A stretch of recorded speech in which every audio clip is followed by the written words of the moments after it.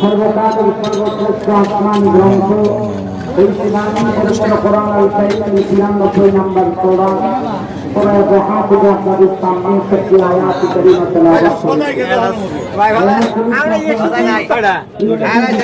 মুহাম্মদ রাসূলুল্লাহ সাল্লাল্লাহু আলাইহি ওয়াসাল্লামের কালামে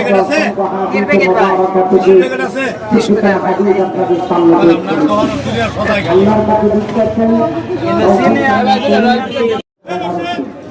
এই সূরাটি মক্কায় নাযিল হয়েছে।